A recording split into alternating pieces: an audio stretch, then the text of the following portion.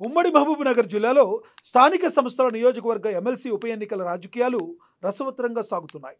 కసిరెడ్డి నారాయణ రెడ్డి రాజీనామాతో ఖాళీ అయిన స్థానిక సంస్థల మండలి స్థానానికి ఉప ఎన్నిక జరగనుంది. ఇక్కడ సిట్టింగ్ స్థానాన్ని తిరిగి కైవసం చేసుకునేందుకు బీఆర్ఎస్ పావులు కదుపుతుంది. అధికారంలోకి వచ్చిన తర్వాత జరుగుతున్న తొలి ఎన్నికల్లో విజయం సాధించాలని కాంగ్రెస్ పార్టీ కసరత్తు చేస్తుంది.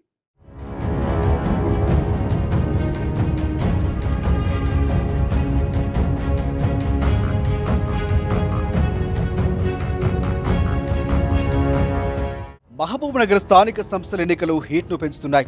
కాంగ్రెస్ నుంచి మన్నె జీవన్ రెడ్డి, బీఆర్ఎస్ నుంచి నవీన్ కుమార్ రెడ్డి బరిలో ఉండగా కాంగ్రెస్ అభ్యర్థి మన్నె జీవన్ రెడ్డికి గెలుపు అవకాశాలు మెండుగా కనిపిస్తున్నాయి. గెలిచిన అసెంబ్లీ ఎన్నికల్లో పాలమూరు 12 నియోజకవర్గాల్లో కాంగ్రెస్ జెండా రెపరెపలాడించింది. అదే ఊపును కొనసాగిస్తూ పాలమూరు కాంగ్రెస్ ముఖ్య నేతలు ఎమ్మెల్సీ ఎన్నికల్లో అభ్యర్థి మన్నె జీవన్ రెడ్డి గెలుపు కోసం ప్రణాళికలు సైతం సిద్ధం చేసి అక్కడ రాజకీయ సమీకరణాలు మార్చేశారు. మరోవైపు బీఆర్ఎస్ నేతల పార్టీ మార్పు జిల్లాలో కారును ఖాళీ చేస్తోంది. ఈ పరిణామాల నేపథ్యంలో తప్పక ఎన్నికల్లో పోటీ చేస్తున్నప్పటికీ ఓడిపోతామనే భయం బీఆర్ఎస్ నేతల్లో టెన్షన్ పట్టుకుంది.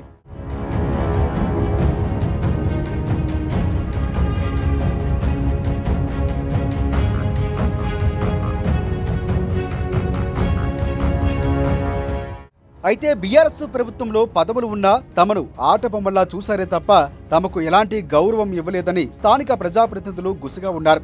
ప్రజా సమస్యలు ప్రభుత్వం దృష్టికి తీసుకుపోయినా తమను పట్టించుకోలేదని నేతలు అసహనంగా ఉన్నారు. తాము చేసిన అభివృద్ధి పనులకు డబ్బులు లేక ఎంపీటీసీలు, కౌన్సిలర్లు, జడ్పీటీసీలు అప్పుల ఊపులో కూరుకుపోయారు. అయినా చేసేదేమీ లేక ప్రభుత్వాన్ని ఎదిరించలేక నిన్న మొన్నటి వరకు మదనపడ్డ నేతలు తమకు గౌరవం ఇచ్చి తమ సమస్యలు నెరవేర్చే పార్టీని గెలిపించుకునేందుకు ఏకతాటిపైకి ఉన్నట్లు తెలుస్తోంది.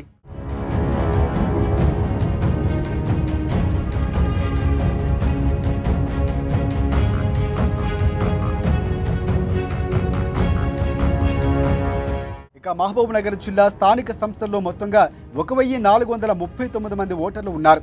అందులో ఎంపీటీసీలు 888 మంది, జడ్పీటీసీలు 83 మంది, కౌన్సిలర్లు 449 మంది, ఎమ్మెల్యేలు 14 మంది, ఎమ్మెల్సీలు 2, ఎంపీలు 2 ఉన్నారు. ఇందులో దాదాపుగా 850కి పైగా స్థానిక సంస్థల ప్రజాప్రతినిధులు బీఆర్ఎస్లోనే ఉన్నారు. కాంగ్రెస్కు 400కు పైచిలుకు ఓటర్లు ఉన్నారు. బీజేపీ, ఇతర పార్టీలు, స్వతంత్రులు కలుపుకొని మరో 100 వరకు ఎంపీటీసీలు, జడ్పీటీసీలు, కౌన్సిలర్లు ఉన్నారు. పూర్తిగా నెంబర్ మీదే ఆధారపడి ఉన్న ఎన్నికలు కావడంతో కాంగ్రెస్ పార్టీ అదే స్థాయిలో పావులు కదుపుతోంది. మంత్రి జూపల్లి కృష్ణారావు ఎమ్మెల్సీ సీటు గెలుపుపై ప్రత్యేకంగా దృష్టి సారించారు. సీఎం హామీ మేరకు ప్రతి ఎంపీటీసీలు, జడ్పీటీసీలు, కౌన్సిలర్లను ఆయన సంప్రదిస్తున్నారు. వారి సమస్యలు, అవసరాలు తెలుసుకొని పార్టీలో చేర్చుకోవడం లేదా తమకు అనుకూలంగా మార్చుకుంటూ ముందుకు వెళుతున్నారు ఆయన.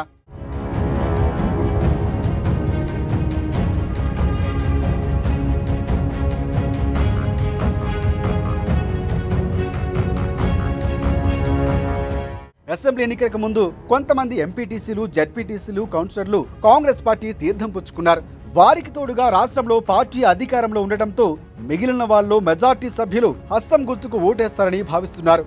నిన్నటి వరకు చేరికలను నిషేధించిన కాంగ్రెస్ పార్టీ అధిష్టానం నేడు ఆపరేషన్ ఆకర్ష్ అమలు చేస్తోంది. బీఆర్ఎస్లో ఉన్న స్థానిక సంస్థల ప్రజాప్రతినిధులను తమ వైపు ఆకర్షించేందుకు ఇప్పటికే పలు హామీలు సైతం ఇచ్చింది.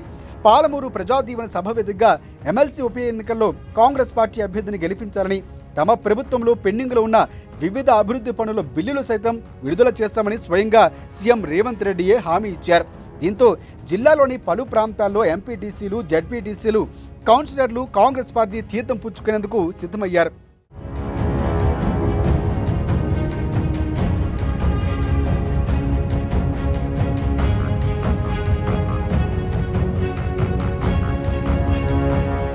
ఇక ఇదంతా కాంగ్రెస్ పార్టీ వర్షన్ అయితే బీఆర్ఎస్ మరోలా ప్లాన్ చేస్తోంది. సింహభాగం ఓటర్లు తమ వైపే ఉన్న బీఆర్ఎస్ వారిపై నమ్మకం లేక క్యాంపు రాజకీయాలకు తెరలేపినట్లు తెలుస్తోంది. కాంగ్రెస్ గూటికి చేరేందుకు సిద్ధమైన స్థానిక సంస్థల ప్రజాప్రతినిధులు బుజ్జగించి ప్రతి నియోజకవర్గంలో ప్రత్యేక సమావేశాలు నిర్వహించి జాగ్రత్త పడుతుంది. అయితే పట్టుబట్టి వారి వెంట తీసుకువెళ్లిన వారి మనసు, ఓటు మాత్రం కాంగ్రెస్ వైపే ఉన్నట్లు గుసగుసలు వినిపిస్తున్నాయి. మరోవైపు ఓడిపోయే సీటు కాబట్టే షాద్నగర్ మాజీ ఎమ్మెల్యే రాజకీయ వారసులైన తన కొడుకులకు కాకుండా నవీన్ రెడ్డిని బరిలోకి ఉంచాడన్న టాక్ కూడా వినిపిస్తోంది. ఇదంతా తెలిసి భవిష్యత్తులోనైనా ఎన్నికలకు తనకు రాజకీయ లబ్ధిని చేకూర్చవచ్చని అభ్యర్థి భావిస్తున్నట్లు వినికిడి.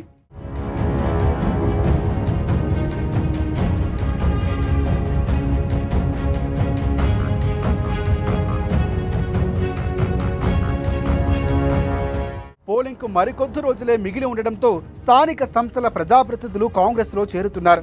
మిగిలి ఉన్న రోజుల్లో ఈ చేరికలు జోరందుకునే అవకాశం ఉందని హస్తం శ్రేణులు చెబుతున్నారు. ఇదే కార్యాచరణతో ఎమ్మెల్సీ కైవసం చేసుకుంటామని కాంగ్రెస్ పార్టీ ధీమా వ్యక్తం చేస్తుంది. చూడాలి మరి మహబూబ్ నగర్ స్థానిక సంస్థల ఎన్నికల్లో ఎవరు విజయం సాధిస్తారు.